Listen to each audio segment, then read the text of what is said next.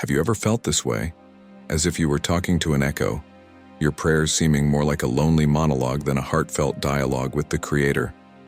It's a profound emptiness, isn't it? A chilling quiet, where you expect a divine response, a comforting presence, but instead, you find only the vast expanse of your own thoughts. Perhaps you've poured out your heart, shared your deepest fears, your most earnest longings, only to be met with an unsettling silence. That silence, my friend, can be a heavy burden. It gnaws at the edges of your faith, slowly chipping away at the certainty you once held dear. You begin to question everything, your worthiness, the very presence of God, the efficacy of your belief. Is He truly there? Does He hear? Does He even care? These aren't just fleeting thoughts. They become persistent whispers, sometimes even shouts, within the sanctuary of your soul. This feeling of being forgotten, misunderstood, or simply adrift, distant from the one you long to connect with, it's a common human experience. It touches hearts across generations, across every walk of life. It's the spiritual equivalent of looking for a familiar face in a crowded room and finding only strangers, or reaching out for a hand and grasping at air. The hope that once fueled your devotion starts to flicker, threatened by the cold draft of perceived neglect. You might find yourself withdrawing, not just from God, but from spiritual practices altogether. Because what's the point, you ask yourself, if no one is listening? This isn't just about missing church or forgetting to read your Bible. This is about a deep internal ache, a longing for something profound that feels just beyond your reach. It's the yearning for that intimate connection, that sense of belonging to something larger than yourself, which seems to have faded into a distant memory. The weight of this spiritual isolation can be immense, pressing down on your spirit, making you feel as though your very essence is overlooked, unheard. You wrestle with thoughts that suggest perhaps your faith was misplaced, or worse, that you are somehow uniquely unworthy of divine attention. This internal struggle is exhausting, isn't it? It drains the joy from your spiritual walk and replaces it with a quiet despair. If you recognize any part of this struggle, if your heart resonates with this quiet despair, then let me tell you, this video is not just for you. It was made for you. It's for the seeker whose spirit is weary, for the faithful who feel lost, for anyone who craves a renewed sense of spiritual presence. You see, the adversary often thrives in this space of doubt and isolation, whispering that your struggles are unique, that your distance is a sign of your failure. But I am here to tell you that is simply not true. Your current spiritual landscape, however barren it may feel, is not your final destination. There is a way back, or perhaps a way forward to a deeper place than you have ever known. A place of authentic, uninhibited connection. Imagine, if you will, that there exists an ancient, forgotten map. Not a map to some distant treasure chest, but a guide to the very heart of intimacy with God. A voice from centuries ago, that echo from the past, speaks not only to your pain but also provides a profound, practical pathway out of the wilderness of spiritual silence. This isn't about mere theoretical knowledge. It's about a tangible, real transformation. A transformation that can begin not tomorrow, not next week, but today. The wisdom contained within this ancient text isn't hidden in obscure theological tomes. It's vibrant, alive, and profoundly relevant to your modern struggles, to the very questions echoing in your heart right now. It's a wisdom that most people, even those deeply embedded in faith, often overlook or misunderstand in its simplicity and raw power. They walk past this profound truth without ever realizing the treasure it holds, the profound impact it can have on their daily experience of God. But you, my friend, you're about to uncover it.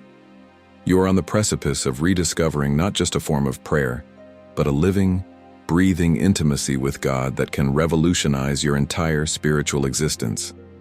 This isn't a quick fix or a superficial band-aid. This is an invitation to rebuild, to reconnect, to remember who you are in His eyes and who He is in yours. It's an opportunity to turn that lonely monologue into a dynamic, life-giving dialogue, to transform that deafening silence into a symphony of presence, a symphony where your voice is heard and His presence is felt. So lean in, open your heart, and allow this ancient wisdom to gently, yet powerfully, guide you back home. This journey is not just about listening to a video, it's about engaging with a truth that can fundamentally shift the trajectory of your spiritual life, beginning right now. Are you ready to stop echoing your own questions and start hearing his response? To finally bridge that perceived distance and walk into a renewed sense of his unwavering closeness? The map is laid before you, waiting to be explored. Now that we've acknowledged that aching void, that profound sense of distance, and accepted the invitation to find an ancient map to intimacy, it is crucial, isn't it, that we ask ourselves the uncomfortable question: why does this emptiness happen? Why, despite our best intentions, our deepest desires, does this spiritual disconnect creep in? Slowly at first, then sometimes overwhelming our hearts. We often blame ourselves, thinking we haven't prayed enough, haven't believed hard enough, haven't been good enough. But perhaps the truth is far more nuanced, more deeply embedded in the very fabric of our modern lives and our understanding of faith itself. It is an inconvenient truth, one that demands honest reflection, not self-condemnation. Consider for a moment the pervasive, postmodern spiritual fatigue that so many of us carry, often unconsciously. We live in a world that constantly demands we be on, performing, achieving, and crucially happy. There is an unspoken pressure even within faith communities to always appear blessed, to radiate gratitude, to display an unshakable joy. This relentless demand to maintain a facade of perfect faith, to present a polished version of our spiritual selves, is utterly exhausting. It leaves us with no room, no safe space, to express the raw, unedited struggles of our hearts to God. How can we be truly honest in prayer when we feel we constantly have to be grateful, even when our souls are crying out in pain? This internal censorship, this fear of vulnerability, prevents the authentic expression of our deepest doubts, our fiercest angers, our most profound disappointments. We become adept at spiritual self-preservation, never truly laying bare our souls before the one who already knows every crevice and every wound. This isn't intimacy. It's an emotional barricade built brick by painful brick. Then there is the subtle yet powerful influence of what I call the social media god. In an era where lives are meticulously curated and filtered for public consumption, our understanding of spirituality can inadvertently become performative. We scroll through feeds filled with perfectly worded devotions, serene prayer moments, and testimonies of unblemished victories. This constant exposure creates an insidious comparison. Everyone else seems to have it all together. Their faith looks so effortless, so pristine. What's wrong with me? This pressure to share only the triumphs, to broadcast an idealized version of our faith journey, inevitably suffocates the very essence of genuine, messy, honest prayer. When prayer becomes a show, even if only for an imagined audience, it loses its raw power, its transformative potential. We unwittingly begin to idolize outward appearances over the inward reality, creating an image of faith that is impossible to sustain in the solitude of our hearts. The true, wrestling, crying, doubting soul, which God yearns to meet, remains hidden beneath layers of projected perfection. This brings us to a profound and often misunderstood aspect of our spiritual walk: the trap of silence. When God is silent, when our prayers seem to hit a celestial ceiling, how do we interpret it? All too often we jump to the most painful conclusions: abandonment, punishment, indifference. We tell ourselves stories of rejection, stories that reinforce the feeling of distance we already dread. He's not answering because I'm not worthy. He's forgotten me. Perhaps he's not even there. This misinterpretation of divine silence becomes a powerful self-fulfilling prophecy, fueling the very emptiness we are trying to escape. But what if God's silence is not an absence, but an invitation? An invitation to listen differently, not for a booming voice, but for a subtle nudge, a gentle whisper in the quiet corners of our being. What if it is an invitation to trust deeper, to grow beyond our comfortable certainties, to lean into the discomfort of not knowing, secure in the knowledge that He is still God, even when He doesn't speak in ways we expect? The fear of silence, our inherent human need to fill every void, even spiritual ones, often prevents us from sitting in that profound uncertainty with God. missing the deeper lesson he might be teaching in the quiet. Finally, consider the widespread emotional disconnection we often bring into our spiritual lives. We are taught, perhaps implicitly, to bring our best selves to prayer, our composed, reverent selves, never our raw, authentic, messy selves. We struggle immensely with expressing emotions like anger, frustration, doubt, or even resentment towards God. We entertain the misguided belief that God only accepts good emotions, only perfect prayers. This leads to profound self-censorship in prayer, creating an impenetrable wall between our true emotional state and our Creator. How can true intimacy flourish with anyone, let alone with God, if we cannot be fully, transparently honest? We filter our souls, presenting Him with a sanitized version of our reality, effectively blocking the very connection we crave. Yet if we look to the Psalms, those ancient poems of faith and lament, we find a profound model of this raw, unrestrained emotional honesty. The psalmists did not hold back. They cried out their anger, their despair, their deepest questions directly to God. They modeled for us a path where every human emotion is not just permissible, but perhaps even necessary for genuine spiritual connection. Understanding these inconvenient truths is the first step towards dismantling the barriers we've unknowingly erected. It is an invitation to look honestly at our own practices, our own assumptions, and our own fears about what true intimacy with God demands. Now, after laying bare the uncomfortable truths behind our distance, it's time to turn our gaze towards that ancient map, that timeless wisdom offering not just solace, but a profound pathway back to intimacy. This isn't merely an ancient text, it's a living echo of human experience, perfectly mirroring the cries we just acknowledged. Let me introduce you to Psalm 13. Listen closely to its opening lines, for they are the very words that escape our lips in moments of spiritual desolation. How long, O Lord, will you forget me forever? How long will you hide your face from me? How long must I wrestle with my thoughts and day after day have sorrow in my heart? How long will my enemy triumph over me? Do these words not resonate deep within your own questioning spirit? They are raw, unfiltered, deeply human. Here, the psalmist, a person of profound faith, dares to ask God directly, how long? This isn't a sign of weak faith. It is, in fact, an act of audacious, profound trust. Think about it. You only truly complain to someone you believe can do something about your situation, someone you trust enough to be utterly vulnerable with. The psalmist doesn't politely hint at his distress. He confronts God with his deepest pain, his feeling of being forgotten, of God hiding His face.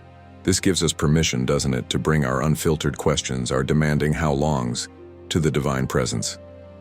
It teaches us that asking why, or how long will this last, isn't an affront to God.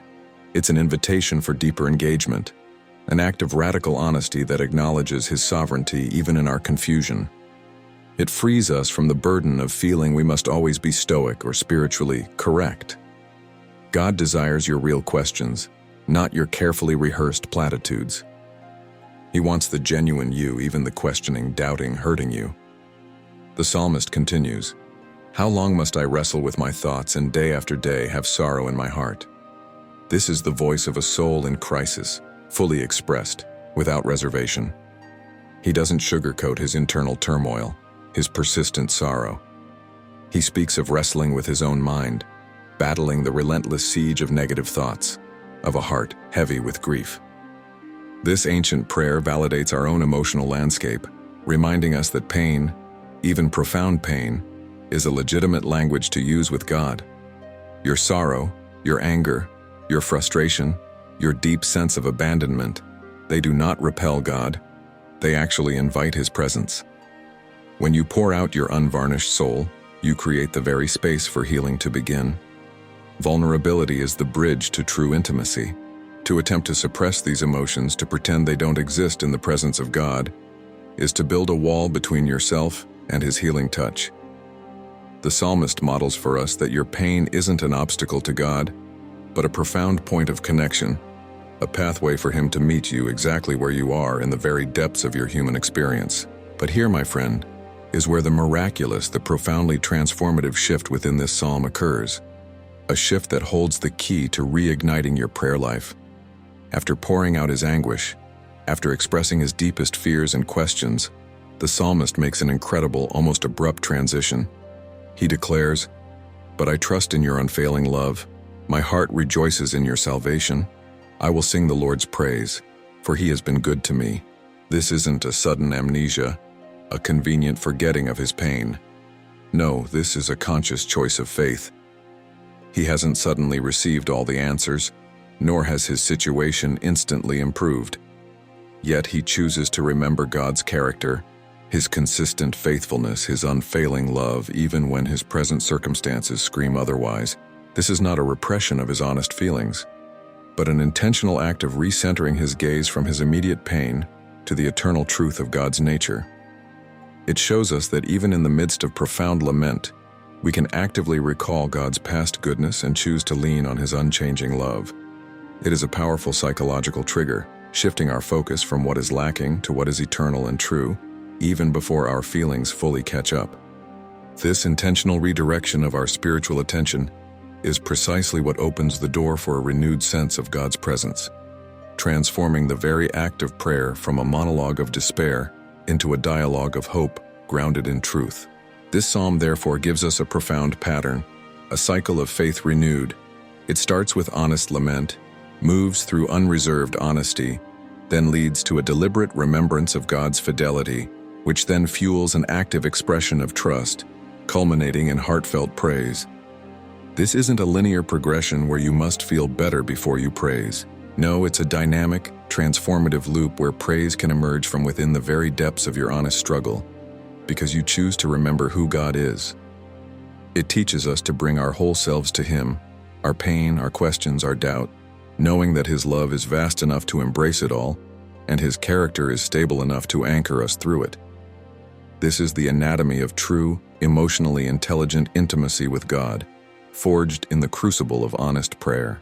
We have journeyed through the unsettling valley of spiritual distance and discovered in an ancient psalm, not just a reflection of our pain, but a profound pattern for expressing it and rising above it. Now, it is not enough to simply understand this pattern.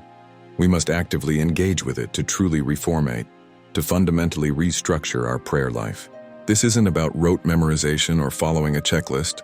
It's about embracing three powerful, yet surprisingly simple keys that can unlock a deeper, more honest, and ultimately more intimate connection with God than you may have ever experienced. These keys are practical tools, not abstract concepts, designed to transform your spiritual landscape. The first key, I call it the honest journal prayer, is perhaps the most liberating. We've seen how the psalmist pours out his entire heart, every question, every fear, every moment of despair without filter. He doesn't edit for politeness or theological correctness. He simply is. This key invites you to do the same. Imagine taking the psalm we just explored, with its raw honesty, and using it as a template for your own soul. Instead of just reading someone else's ancient words, you will write your own psalm. Find a quiet space, take a pen and a journal, or open a document on your device and begin. Start by acknowledging the "How long, O Lord?" in your own life. What are your pressing questions? What feels forgotten? What face of God seems hidden from you right now? Don't hold back, don't censor. If you're angry, write it down. If you're utterly confused, articulate that confusion. If you feel abandoned, describe that feeling in vivid detail. This isn't just journaling for self-reflection. This is an act of prayer, a direct address to God, using your own words, your own pain, your own longing, in the spirit of the psalmist. Replace his specific circumstances with yours. What are the enemies that triumph over you today, whether they are doubts, anxieties, physical ailments, or relational struggles? Write them down, naming them precisely. This practice allows you to lay bare your soul, releasing the pressure of maintaining a perfect spiritual facade. It trains you to be radically honest with God, trusting that He can handle your raw emotions, your deepest questions, your most unsettling thoughts. This isn't about finding answers immediately. It's about creating the space for authentic conversation, tearing down the walls you've unwittingly built through unspoken expectations and polite spiritual performance. This is where your pain becomes a conduit for His presence, not a barrier. The second key, The active vulnerability prayer builds directly on the first, taking that raw honesty and turning it into an audible, embodied experience. After you've poured out your heart in writing, choose a line from your honest journal prayer, or even from the psalm itself, that most deeply resonates with your current emotional state. This might be a cry of anguish, a question of doubt, or a declaration of weariness. Now find a secluded place where you can speak aloud, and simply pray that one line repeatedly, not as a mindless chant, but as an active, conscious release of the emotion attached to it. Speak it until the emotional weight begins to lift, until the feeling begins to dissipate, until you feel it has truly been voiced and heard. For example, if you chose, "How long, O Lord, will you forget me forever?" Speak it, feel it, weep it, yell it if necessary, until that specific emotion of forgottenness begins to yield. This is not about forcing a feeling, it's about allowing it to be fully expressed in the presence of God. Then, and this is crucial, once that release has begun, transition to the confident declarations found in the latter part of the psalm. "But I trust in your unfailing love. My heart rejoices in your salvation. I will sing the Lord's praise, for he has been good to me." Declare these truths aloud, not because you necessarily feel them yet, but because you are choosing to lean on God's unchanging character, on his proven faithfulness. This is a deliberate act of faith, speaking truth into your emotional reality. This act of vulnerability, voiced and embodied, creates a powerful psychological shift, moving you from the grip of your current emotion to the anchor of divine truth. It teaches your spirit to follow the pattern of the psalmist, to transition from lament to praise, not by denying your pain, but by passing through it, anchored in God's unwavering love. Finally, the third key is the engaged silence prayer. We've touched upon the trap of misinterpreting God's silence as abandonment. This key reframes silence not as an absence, but as a space, a profound opportunity for intimate encounter. After you have honestly expressed your lament and actively declared your trust, now comes the invitation to simply be in his presence. This is not passive waiting. It is an active, engaged silence. It requires an intentional posture of receptivity. Close your eyes, quiet your mind, and simply listen. Don't strain to hear an audible voice or expect a grand revelation. Instead, listen for the subtle nudges, the quiet peace that settles over your spirit, the gentle shift in perspective, the unexpected thought or memory that brings comfort or clarity. This silence, after the honest pouring out and the active declaration of truth, is ripe for God's subtle communications.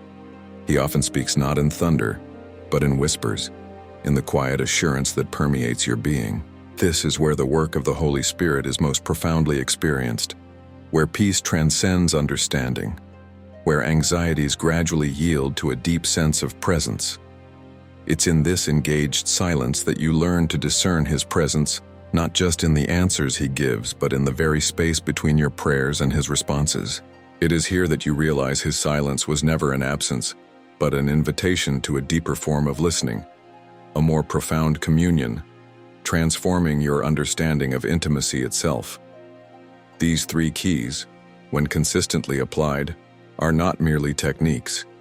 They are invitations to a revolutionized life of prayer, a life where honesty, vulnerability, and active listening become the hallmarks of your enduring connection with God. We have spoken of the distance, explored the hidden reasons for that spiritual void, and unlocked three powerful keys to a more honest and intimate prayer life. Now, what happens when you begin to consistently apply these keys? What happens when your prayers shift from a polite monologue to a raw, honest dialogue with the Creator? The impact, my friend, is far from contained within the solitary moments of your prayer time. It triggers a profound domino effect, rippling outward to transform not just your spiritual connection, but every facet of your existence, often in ways you never anticipated. This isn't just about feeling closer to God, it's about a complete realignment of your being, guided by a new level of spiritual integrity. Consider first the profound shift from prayer to purpose. When you consistently bring your unfiltered self before God, your doubts, your fears, your true desires, not just the ones you think you should have, something incredible begins to happen. the fog that often obscures your understanding of your own life's direction starts to lift. Many of us wander through life feeling a vague sense of unease, a lack of clear direction, because we haven't truly dared to lay bare our deepest questions about our calling, our gifts, our very reason for being.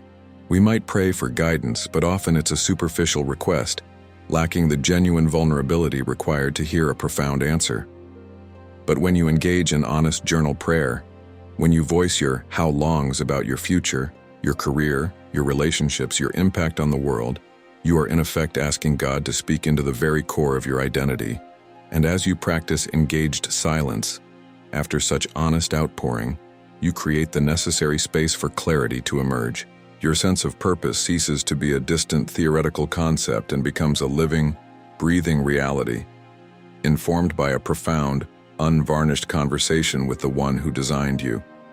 You begin to discern his voice not just in grand pronouncements, but in the quiet conviction that settles in your spirit, guiding your next steps with an undeniable certainty that comes only from true intimacy. This isn't about finding a pre-written plan. It's about co-creating your path in conscious communion with your Maker. This honesty in prayer also extends its transformative reach to your human relationships, transitioning you from prayer to relationships. Think about it. If you can be brutally honest with God, expressing every raw emotion, every grievance, every insecurity without fear of judgment or rejection, how might that empower you to be more authentic with the people in your life? The grace you experience in God's presence, the acceptance of your unvarnished self, cultivates a new capacity for empathy and understanding towards others. You learn that vulnerability is not weakness, but the very pathway to deep connection. This translates into healthier boundaries, clearer communication, and a profound ability to forgive and seek forgiveness. When you understand that God embraces your messy humanity, you become less inclined to demand perfection from others, and more able to extend the same grace you have received. You stop projecting your own internal struggles onto your loved ones. Moreover, the wisdom gained from sitting in God's presence, wrestling through your own anxieties and questions, equips you with a profound wellspring of patience and insight for navigating the complexities of human interaction. Your relationships cease to be arenas for performance or self-protection, and become opportunities for genuine spirit-led connection, reflecting the very intimacy you cultivate in your prayer closet. Perhaps most significantly, this practice of honest, vulnerable prayer builds spiritual resilience, a faith that stands firm not despite feelings, but often through them. The postmodern spiritual fatigue we discussed earlier often stems from a faith built on fleeting emotions or superficial experiences. When the feelings fade, the faith crumbles. But when you regularly engage in the cycle of lament, honesty, remembrance, trust, and praise, as modeled by the Psalm, you are building your spiritual house upon a rock, not shifting sand. You learn that your faith is not dependent on your feelings of closeness to God, but on His unchanging, unwavering character, His historical faithfulness. Even when the feelings of distance return, and they will, for we are human, you now possess the tools to navigate them. You know that you have permission to ask how long, to voice your despair, and then from that place of radical honesty, to deliberately choose to remember His love, His goodness, His salvation. This isn't a repression of your honest emotions, but a powerful act of spiritual will, an anchoring of your soul in an immutable truth. Your faith becomes a robust, dynamic force, capable of weathering any storm, because it is rooted in a deep, experienced understanding of God's steadfastness, even when your own emotions fluctuate wildly. This resilience means that moments of doubt or struggle no longer derail your entire spiritual journey. Instead, they become opportunities for deeper trust and a more profound understanding of the God who remains faithful even when you feel most faithless. It transforms your spiritual life from a fragile flower that wilts under pressure into a mighty oak, bending with the wind but never breaking, because its roots run deep into the heart of God Himself. My friend, we have walked through the shadows of spiritual distance, illuminated the subtle reasons for that painful separation, and discovered that an ancient psalm provides not just a voice for our lament, but a profoundly practical guide to re-engage with the living God. We've seen how this journey from honest questioning to trusting praise can profoundly transform not just our prayer life, but our very sense of purpose, the depth of our relationships, and the unshakable resilience of our faith. Remember that distance from God, that emptiness, it was never a punishment. It was, in truth, an invitation to a deeper honesty, a richer intimacy, a more authentic relationship than you might have ever imagined possible. This ancient psalm, this timeless echo of the human spirit wrestling with the divine, shows us the way. It reveals that the path to closeness is paved not with perfect behavior, but with raw vulnerability and unwavering trust in his unchanging character. Now, it is not enough to simply hear these truths. Knowledge alone, however profound, cannot bridge the chasm of distance. Action, however small, is the bridge builder. Therefore, I want to extend a direct personal challenge to you, born from the heart of this ancient wisdom. For the next 7 days, I ask you to commit to just 5 minutes a day. 5 minutes, that is all. During this time, I want you to engage in your own Psalm 13. Take a moment to sit quietly. Begin by honestly expressing your how longs to God. What are the questions that keep you awake at night? What are the burdens that weigh heavily on your heart? Where do you feel forgotten, overlooked, or unheard? Don't filter. Don't censor. Bring every raw emotion, every doubt, every struggle directly to Him, just as the psalmist did. Speak it aloud or write it in a journal, whatever feels most authentic to your spirit. Let your heart pour out its deepest contents, knowing that in this space, you are utterly safe, completely accepted. After you have fully voiced your lament, after you have poured out your honest questions, then, with deliberate intention, choose to shift your focus. Choose to remember His unfailing love, His past faithfulness, His unwavering commitment to you, regardless of how you feel in that precise moment. Speak these truths aloud. Declare, "But I trust in your unfailing love. My heart rejoices in your salvation. I will sing the Lord's praise, for He has been good to me." Feel the words, even if the feelings lag behind. This isn't about conjuring emotions, it's about anchoring your soul in the truth of who God is. Then, enter into a moment of engaged silence, allowing Him to meet you in that profound space of honesty and trust. This is not a passive exercise. It is an active engagement of your spirit, your will, your heart. I challenge you to feel it, to truly live it. For these short 5 minutes each day, allow this ancient pattern to resculpt the landscape of your prayer. And after these 7 days, I ask you to do one more thing. Return to this space, to the comments section of this video. Share with us. What was the greatest transformation you experienced? What subtle shift occurred within your spirit? Your testimony, your experience will not only solidify your own journey, but will also be a beacon of hope for countless others who are walking the same lonely path. If this message, if this invitation to radical honesty and profound intimacy has touched your heart, if it has rekindled even a flicker of hope, then I implore you, share this video. Share it with someone you know who is also searching, who is feeling that same quiet despair, that same sense of distance. Be an instrument of connection for them. Leave your amen in the comments, confirming your commitment to this renewed journey, and subscribe to this channel for more content designed to nourish your soul and transform your faith. May your prayer cease to be a burden and become, instead, the very breath of your being. As our shared journey through the landscape of spiritual connection concludes for now, let's pause and truly absorb the transformation we've embarked upon. We began in a place that many of us know all too well. The quiet ache of feeling distant, the unsettling echoes of unanswered prayers, the gnawing question of whether our voice truly mattered to the divine. We bravely confronted the subtle yet potent forces that often contribute to this disconnect. The pressures to maintain an outward facade of perfect faith, the comparisons fostered by a hyper-connected world, and the profound misunderstanding of God's silence as abandonment rather than a sacred invitation. But then, we unveiled a treasure, an ancient guide etched into the very fabric of human experience and divine revelation. We found in a timeless psalm not just a mirror reflecting our own heartfelt cries, but a powerful practical blueprint for navigating that very distance. It was a revelation. The path to intimacy isn't paved with hushed reverence alone, but with the raw, unfiltered truth of our deepest emotions and an unwavering trust in God's immutable character. This journey through the psalmist's words was far more than an intellectual exercise. It was an activation, an empowering call to bring every fragment of your being, your fears, your doubts, your joys, and your profound questions, directly into the presence of the one who yearns to meet you there.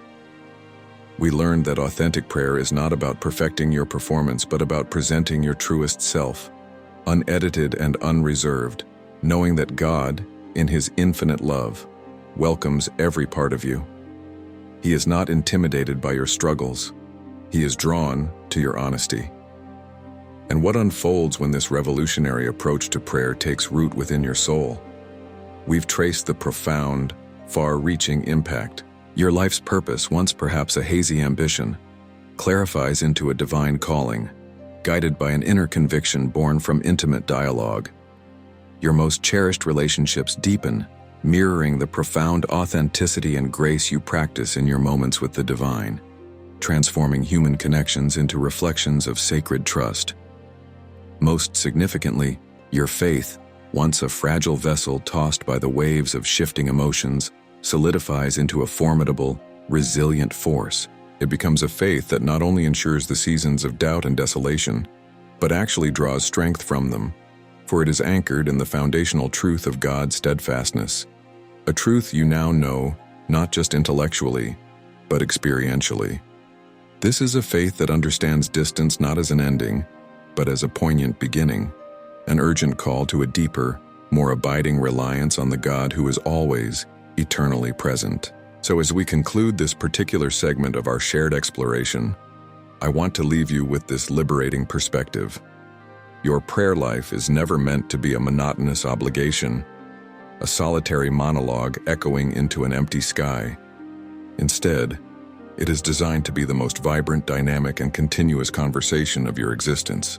It is intended to be the very breath of your spiritual being, sustaining you through every trial, guiding you through every decision, and transforming you from the inside out into the person you were always meant to be. Let go of the past disappointments that have perhaps stifled your spiritual voice. Release the fear that you are not enough to merit divine attention, for in the profound act of bringing your authentic self, your raw emotions, your honest questions, your unspoken longings, and your unwavering belief, you are not merely engaging in a religious ritual, you are actively building a bridge not constructed by your limited strength, but one meticulously forged in the boundless willingness of God to meet you precisely where you are, to respond with infinite love to your deepest cries, and to embrace you in an everlasting presence. This journey of prayer, this breathtaking rediscovery of true intimacy, is an unparalleled privilege, not a burdensome task. It is a grand adventure into the heart of the Creator, not a routine chore. It represents a profound return to the very essence of your created purpose, to walk hand in hand, heart to heart with your God. May your prayer from this moment forward truly be that magnificent bridge, a bridge that effortlessly spans every perceived distance, connecting your searching heart directly to the infinite heart of God, thereby unlocking every door to His transformative, abiding presence in your life. He is always listening, always inviting, always loving you beyond measure. Your sacred part is simply to come, honestly, openly, and wholly. And in that coming, you will not only find Him, but you will also rediscover the truest version of yourself. This is the promise that awaits you.